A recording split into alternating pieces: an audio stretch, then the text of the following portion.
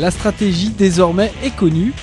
Quelle que soit la piste suivie par Cyril Després, le Français trouve toujours Marc Coma dans son ombre.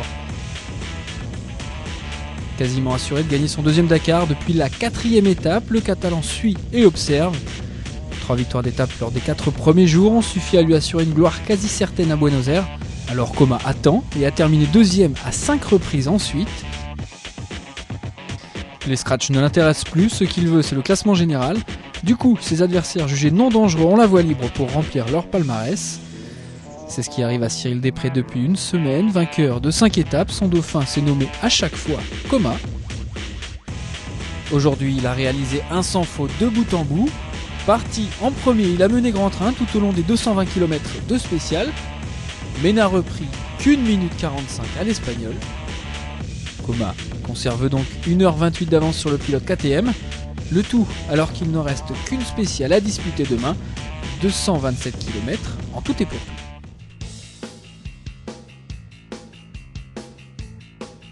En auto, tout le monde se demandait si les responsables de l'équipe Volkswagen donneraient des consignes de course à leurs pilotes.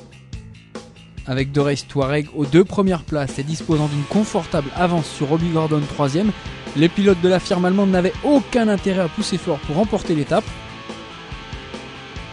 On a vite été fixé sur la stratégie adoptée par les VW.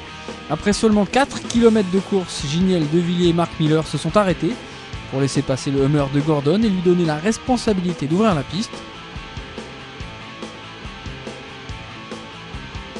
Ils ont ensuite attendu leur coéquipier Dieter Depping et ont couvert la spéciale en convoi à bonne distance des meilleurs. De Villiers et Miller terminent donc à 14 minutes du vainqueur du jour.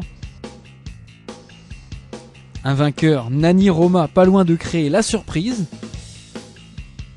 En effet, aussi curieux que cela puisse paraître pour une firme Mitsubishi victorieuse des 7 derniers Dakar, ce succès de Roma constitue la première victoire d'étape pour un pilote Mitsu depuis 3 ans. Le dernier à avoir signé un scratch était Luc Alphand en 2006. Totalement hors du coup hier où il est arrivé plus de 7 heures après De Villiers, l'Espagnol a donc enfin démontré toutes ses qualités et celles de sa voiture. Il sauve l'honneur du constructeur japonais qui a vu 3 de ses 4 équipages officiels abandonnés sur les routes argentines et chiliennes. Ce succès de Roma ne change absolument rien au classement général. De Villiers conserve la tête avec 2 minutes 20 d'avance sur Mark Miller et 1h27 sur Robbie Gordon.